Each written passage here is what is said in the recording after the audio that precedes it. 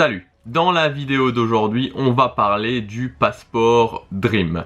Alors, juste avant ça, comme d'habitude, vous pouvez accéder gratuitement à ma série de vidéos privées en cliquant sur l'image qui apparaît juste là. Donc dans cette série, vous avez vraiment de vidéos, vous avez vraiment tout qui est regroupé pour vous aider à préparer au mieux votre séjour à Disneyland Paris. Alors le passeport Dream, il y a énormément de gens qui me posent des questions sur le passeport Dream et c'est vraiment un vaste sujet finalement de savoir est-ce que le passeport Dream ça vaut le coup de le prendre ou pas. Moi maintenant voilà j'ai une certaine, je l'ai pris pour la première fois l'année dernière, ça fait presque un an maintenant, voilà, donc je vais vous donner mon avis.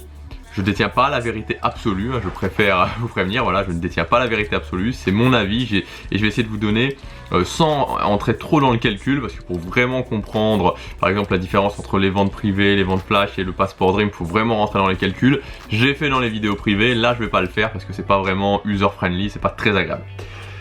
Donc, avant de commencer, je voulais vous donner déjà les avantages du passeport Dream, donc ça vous pouvez trouver sur le site officiel, mais je vous facilite le travail, je l'ai pris. Donc le passeport Dream, vous avez donc magie illimitée, donc magie illimitée 365 jours, donc 365 jours d'accès aux deux parcs, c'est-à-dire que vous n'avez pas de jour de restriction, c'est le seul passeport annuel où il n'y a aucun jour de restriction. Vous avez 10% de réduction dans les restaurants de Disneyland Paris, vous avez 20% de réduction dans les boutiques de Disneyland Paris, vous avez 35% de réduction dans les hôtels Disney sur les nuitées seules, vous avez 30% de réduction sur votre billet pour les soirées spéciales, comme Halloween par exemple, vous avez 20% de réduction sur le dîner spectacle La Légende de Buffalo Bill, vous avez 20% de réduction sur le billet d'entrée pour vos amis. Et le Photopass Plus, avec le passeport annuel, il est valable, il est à 39,99 €, donc 40 €, et il est valable 1 an au lieu de 10 jours. En plus, vous avez certains privilèges, c'est-à-dire que vous avez le parking gratuit pendant les horaires d'ouverture de Disneyland Paris, vous avez les heures de magie en plus, vous avez un apéritif non alcoolisé, donc un cocktail non alcoolisé offert quand vous allez au restaurant, vous avez des invitations des événements spéciaux, comme par exemple les avant-premières de films, vous avez la location, oui, ça c'est vrai, la location, c'est vrai, ça m'étonne pas que ce soit vrai, mais c'est pratique, la location gratuite de poussettes, de fauteuils roulants, consigne, chenilles pour toute la journée. Vous avez moins 10% au niveau du golf sur les restaurants et les boutiques, et vous avez moins 10% dans toutes les boutiques de The Disney Store en France. Voilà, donc j'espère que j'ai perdu personne pour pendant cette liste un petit peu rébarbative. Donc vous avez pas mal d'avantages.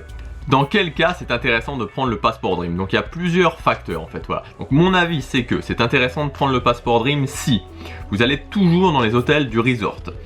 Vous avez des dates très fixes, c'est-à-dire que quand vous décidez d'aller le week-end, par exemple, je dis n'importe quoi, du 15 au 18 mai, donc je sais même pas si ça tombe un week-end, il faut que ce soit absolument du 15 au 18 mai. Vous allez très souvent, la plupart du temps, en haute saison, par exemple Noël, Halloween, ou pendant les vacances scolaires. Vous allez au minimum 2 à 3 fois par an, évidemment, à Disneyland Paris, idéalement 3 fois par an. Vous n'avez pas envie de vous prendre la tête à chercher des stratégies, à comprendre les stratégies pour les ventes privées, les ventes flash, etc. pour savoir comment elles tombent et tout ce qui va avec. Et vous êtes un consommateur de restaurants. Voilà, donc si vous avez une majorité de ces facteurs-là, clairement c'est intéressant de prendre le pass Disney, de prendre le passeport Dream. Alors, en tout cas, c'est mon avis. L'idée en fait c'est que voilà, vraiment l'année dernière, notamment avec la politique de promotion intense que fait Disneyland Paris, ça devenait moins intéressant. Mais maintenant ils ont vraiment relancé l'offre avec ces fameuses promotions à moins 60%. Mais voilà, ces promotions à moins 60%, voilà, faut voir encore si elles vont continuer dans la durée, si ça va devenir quelque chose de courant au niveau du passeport Dream. Parce que là il y en a eu pendant 3 mois l'année dernière, moi j'en ai bénéficié à Halloween, il y en a eu là, il y en a jusqu'en mars, en tout cas il y en avait jusqu'en mars, je sais pas si c'est fini actuellement ou pas, voilà. Mais donc globalement, si vous réunissez tous ces facteurs, et particulièrement si vous n'avez pas envie de vous prendre la tête à chercher des ventes privées, des ventes flash, que vous venez souvent, que vous allez toujours dans les hôtels du resort et que vous avez des dates fixes, à ce moment-là c'est intéressant de prendre le passeport Dream parce que voilà, c'est quelque part, c'est un petit peu la facilité. Vous appelez, voilà, vous avez vos dates, vous réservez et vous avez la réduction.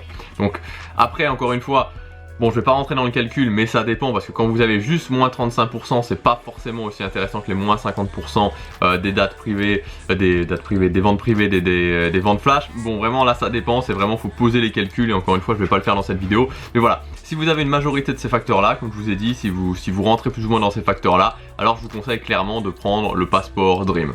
A l'inverse, si vous n'êtes jamais dans les hôtels du resort, si vous aimez bien chercher les stratégies, si vous n'avez pas des dates fixes, vous avez des dates très flexibles, ça sert pas à grand chose.